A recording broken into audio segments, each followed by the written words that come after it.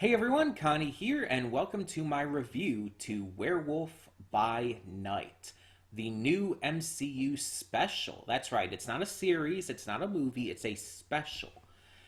And when I first heard about this, I was confused and worried. Confused because it's like, the fuck is this? You're bringing a werewolf into the MCU? What? And I was worried because it's like, okay, so this is gonna be like a classic monster movie and all. It's gonna be in black and white. Is this going to really fit with the MCU at all? Um, because it's like I know Marvel, there is supernatural stuff in Marvel, but the MCU really hasn't introduced that. Like we've had aliens and whatnot, and to be fair, we've had a Panther God, but like in terms of like monsters and all, we that really hasn't become a thing in the MCU. But we do have Blade coming in the future. And so this kind of sets that up in a way. This kind of gives that, I guess you could say, a precedence for the MCU. Uh, with us already having a MCU property now that has covered, the more supernatural side of things. So that's a good way to kind of start to bring this in as setup for the future with that. So, what is this story about? So, like I said, it's like a classic monster movie. It's set in black and white. And the story is about Ulysses Bloodstone, a wealthy monster hunter who has passed away. His widow is holding a hunt with various monster hunters who are prestigious and whatnot, coming in to hunt a monster they have captured. And with the winner, the one who successfully kills the monster, being the rightful heir to a mystical object called the Bloodstone, which I guess the family is named after, or maybe the item, the object is named after them. Either way, the Bloodstone is a ruby red stone with magical properties that allow it to combat and even transform monsters. For example, if a monster has a human form, the Bloodstone can make them reveal their true monster nature. So throughout the special, like I said, everything's in black and white except for a couple things. Like the stone is bright red the entire time, and I really like that. I've actually always really liked when black and white media can have that little splash of color in there to kind of emphasize things. Sin City did this, I believe. It emphasizes the impact of those colors to make it stand out. But either way, so the hunt begins, and we follow a specific character named Jack Russell.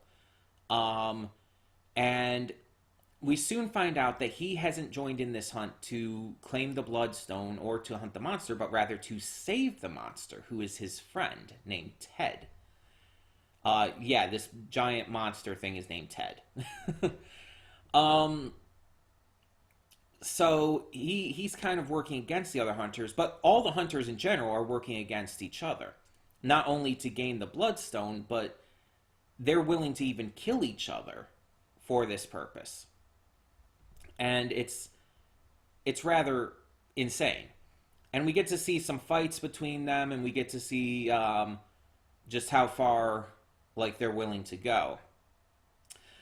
Jack ends up sort of teaming up with Elsa, the estranged daughter of the Bloodstones. She apparently, a couple decades ago, left and hasn't really been in contact with the family since then, which surrendered her birthright to inheriting the Bloodstone, which is why this hunt is happening.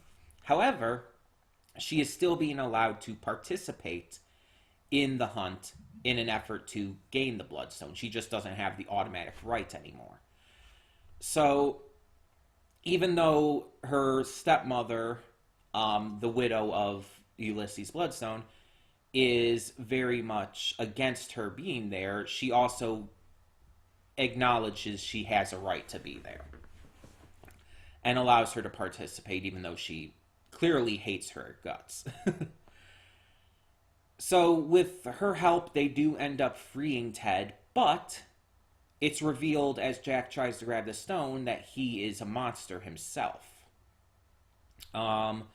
He and Elsa are captured by the widow, and it is soon revealed through the Bloodstone that he is the titular Werewolf by Night, which I have looked it up, and that is the actual name of the character. That is the name of his werewolf form. It is actually Werewolf by Night.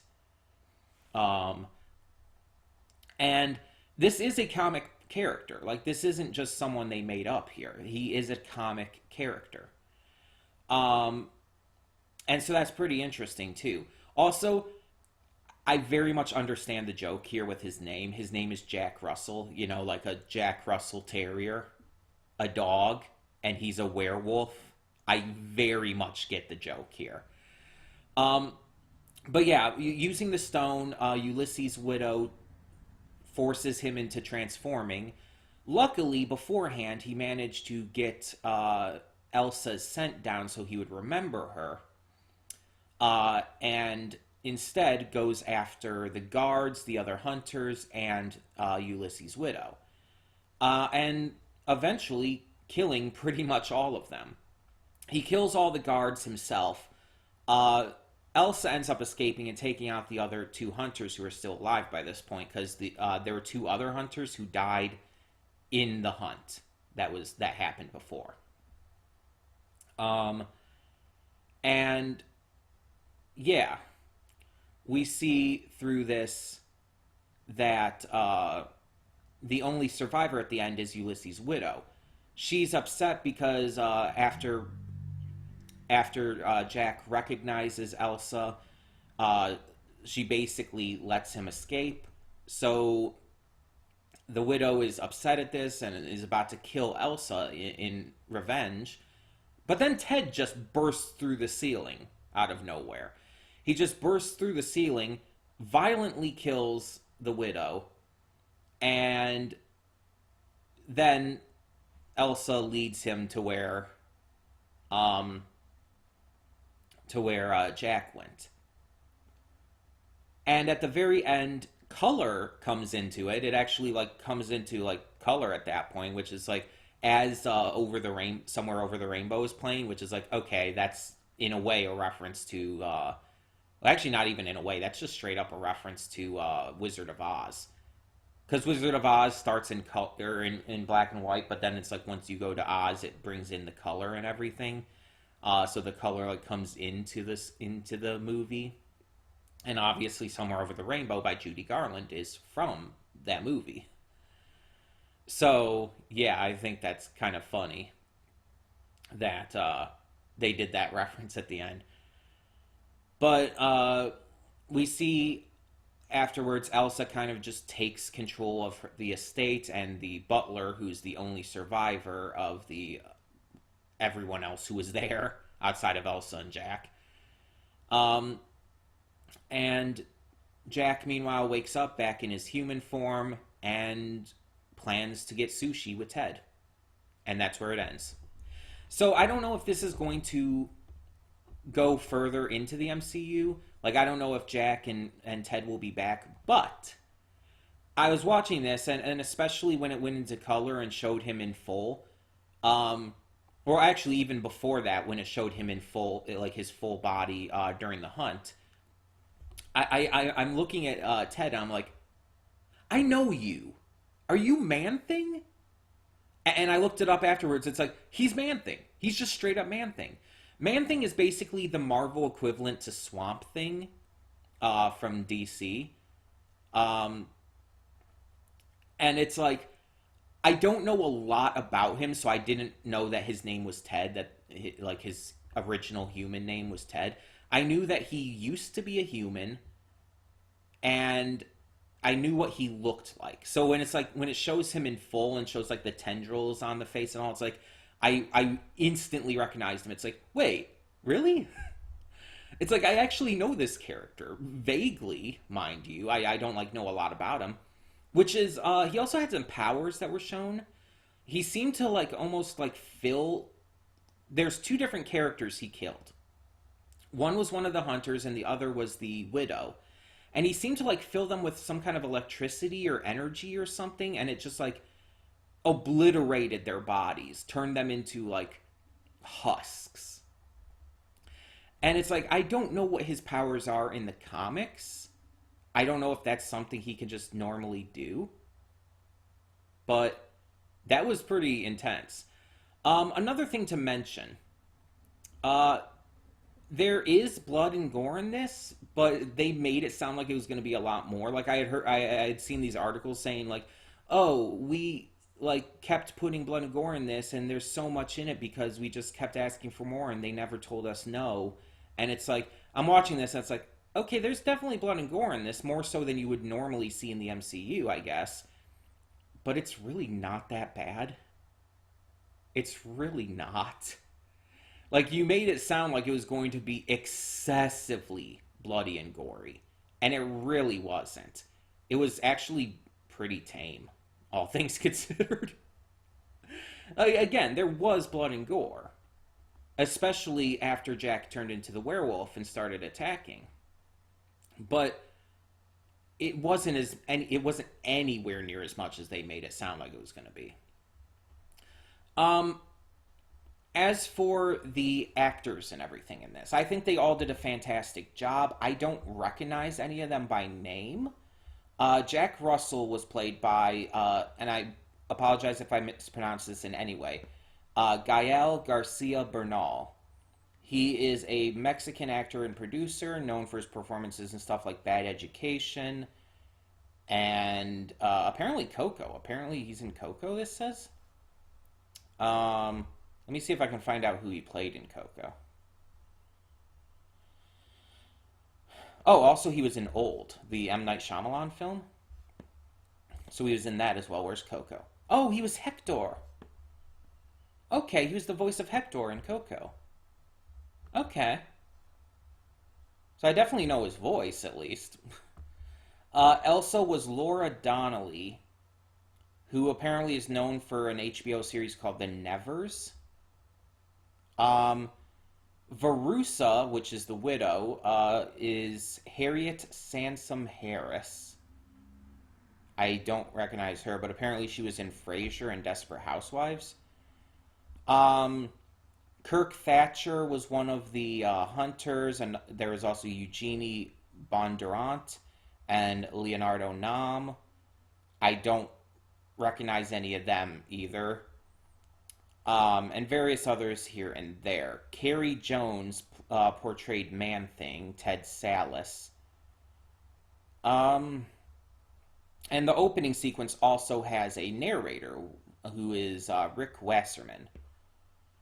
So yeah, I don't recognize any of the names, and I kind of like that. I kind of like just not having any known actors to me, outside of the one actor for Jack being the voice of Hector in Coco, which I only just now found out.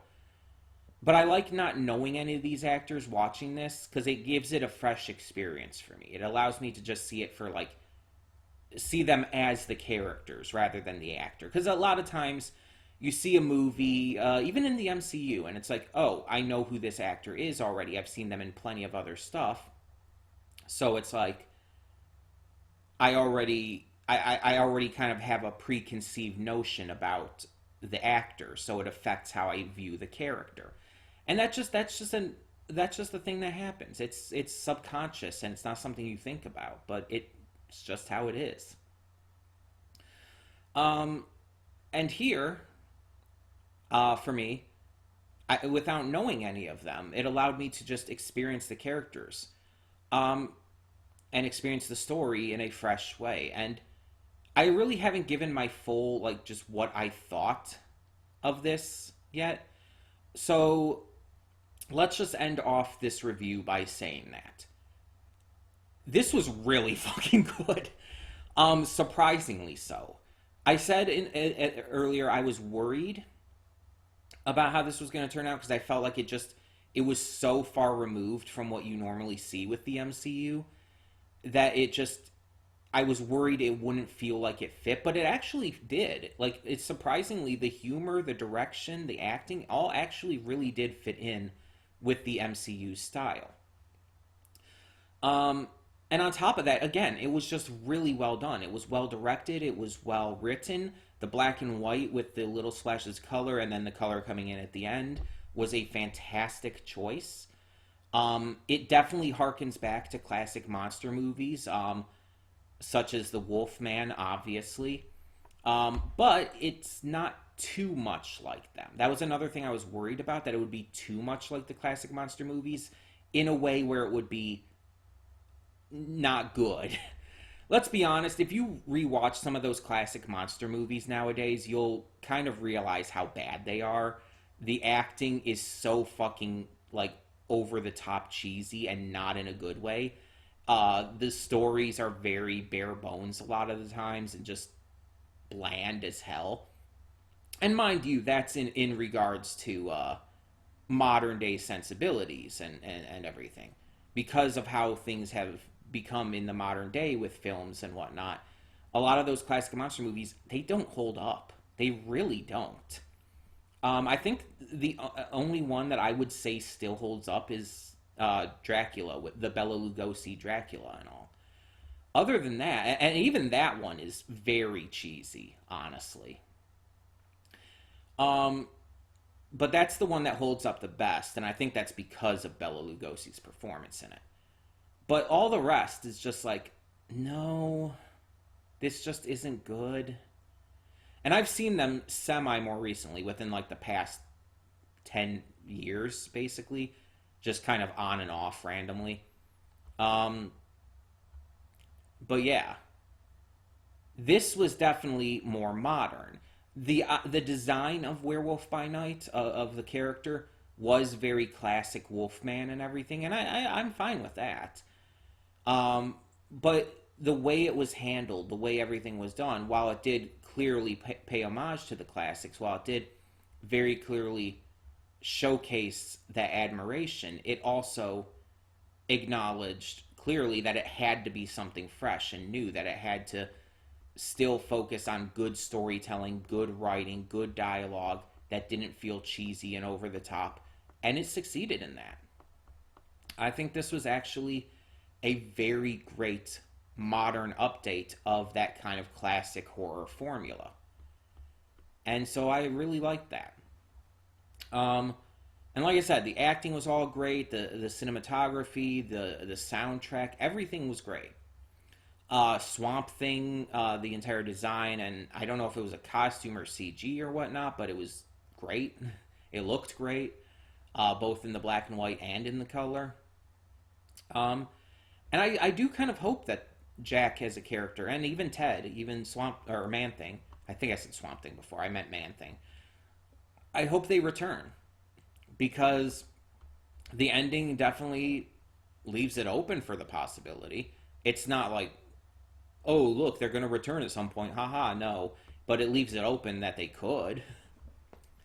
And again, with Blade coming in the future, they're definitely going to be bringing in more supernatural elements. They're going to have to bring in vampires, so why not bring back Jack at some point, maybe even involved in that? Like, you could definitely bring a werewolf into a vampire story. Werewolves and vampires have been tied together for forever. Let's be honest. You could easily bring him into Blade.